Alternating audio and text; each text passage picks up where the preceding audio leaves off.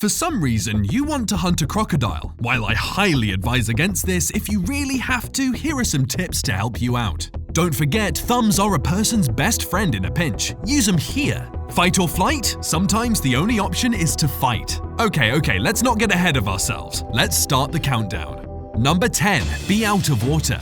First, if you're going against this massive predator, you may as well catch it off guard when it's on land. Why? Because they're slower on soil. Remember, they have big tails and bellies to lug around. That won't do them any favors in an environment that won't support their weight. But that said, don't be overconfident or cocky. Even if you catch this reptile out of its natural habitat, remember, their first strike will always be quick. They react explosively and lunge themselves at you after all. If you get too close, you may as well skip right ahead to number 5 on this list, because the other things won't help you, buddy. But yes, remain a safe distance away to the point that it won't catch you even if it lunges. Also, be very careful throughout. Whether you know what you're doing or not, Murphy's Law is universal at this point. You're attacking them in a situation they won't actively hunt. They're likely to come after you, at least until they decide turning away is the best course of action.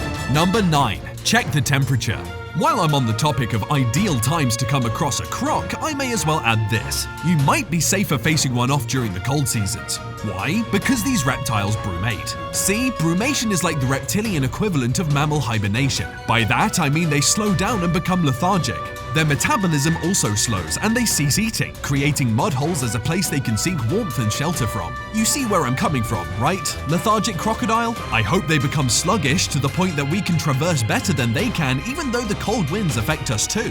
Pile up on those clothes, alright? Because otherwise you might become a popsicle before finding one of those guys. Number 8. Sneak up on the croc. Okay, suppose you're unlucky and can't spot a croc sunbathing on land. The next best thing you can do is sneak up on it. But it won't be easy. You'll have to take the time to move carefully. Ever noticed how some predatory cats manage to ambush a reptile? That's because these felines, like the jaguars, take care not to create splashes or waves in the water they're aware crocodiles live in. The thing is, a crocodile's skin is extremely sensitive, even more sensitive than our fingertips. Even though they're armored from head to toe, their snouts have about 9,000 receptors that they use to track what's going on in the environment. Of course, that doesn't mean they won't fully be unaware of what's going on if you manage to walk carefully. Likely, they'll still know because their sensors notice changes in their environment. At most, it'll probably just slow down the process of finding you. See why I said to tread carefully but not slowly? Number 7. Attack the neck. Alright, suppose you're now close to one or close enough to land a decent attack. Strike the neck. And by that, I mean strike it with all your might that the crocodile becomes paralyzed. This technique is thanks to our feline friends. Do you see how tigers hunt down crocs? If you're unaware that they do, I advise you to check YouTube quickly. It's fascinating, but you almost can't help but feel a little sympathetic for the overgrown lizard. Anyway, the tiger pounces the croc on the neck. That's because once their powerful jaws bite, they can potentially immobilize it. I mean, you can see how long those things are, right? Those teeth are built to stab deep, making it possible to break the armored reptile's vertebrae or artery. Once that happens, it's impossible for the crocodile to recover, making them go from deadly predators to easy prey. Number 6. Roll in the same direction. And starting from this section onward, we'll be focusing on how to help you survive in case you fail your hunting mission, so that one day you can return and finish off what you started with your new croc rival. So, you committed a mistake, and now the croc is onto you. Assuming that it's clamping down on your arm real hard as it's about to perform the infamous death roll, your best option is to roll in the same direction as the crocodile. I know it sounds counterintuitive, but listen, rolling the same way at least helps your chances of not losing your limb.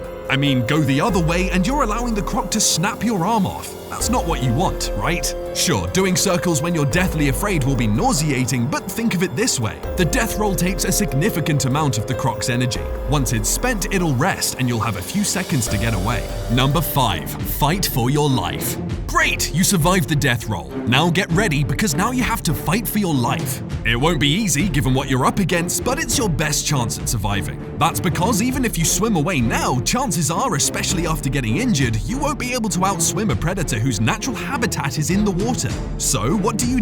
Especially if you don't have one of those fancy cooking pans to smack a croc with like that man from Australia. Well, honestly, do what you can. I mean, I'll provide some fighting tips down the line, but given the situation you're in, I doubt you'd be able to think straight. Those tips may be more useful in a less pressured situation. So yeah, do your best and hope everything else follows. Sock it in the nose, kick it in the stomach, hell, put it in a choke chokehold since the muscles opening the mouth aren't that strong. Do anything and everything you can. Fight because your life depends on it, and once you're out of there, pat yourself on the back for surviving.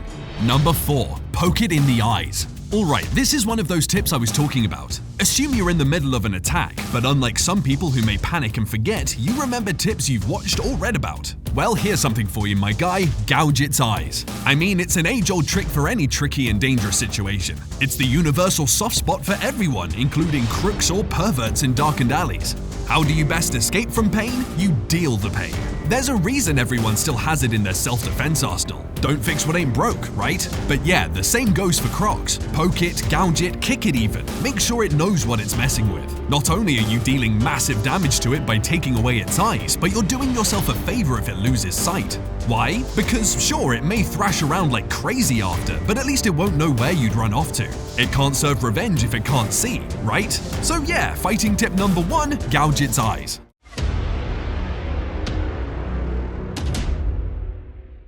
Time for today's, best tip? Eyes might be a little tough to reach for, especially if it's your arm in the croc's mouth. So here's an alternative. Find out what to punch next. Number 3. Punch its palatal valve. Okay, your arm's stuck inside its mouth and you happen to have a difficult time reaching for its eyes. It's okay, I got you. What you need to do is use your bitten appendage and start smacking that croc's palatal valve. What's a palatal valve? See that flap inside its mouth? The one covering its pipes? Yep, that's the one. That's what you have to strike so that the crocodile would let you go. Why? Aside from hurting it like crazy, you can actually drown the crocodile this way. That valve allows the crocodile to submerge underwater without drowning even when their mouths are open. If you're already in the water and you push it down, the water will flow into the croc's throat. If it doesn't let you go, it'll drown. Number 2. Jab it in the nose.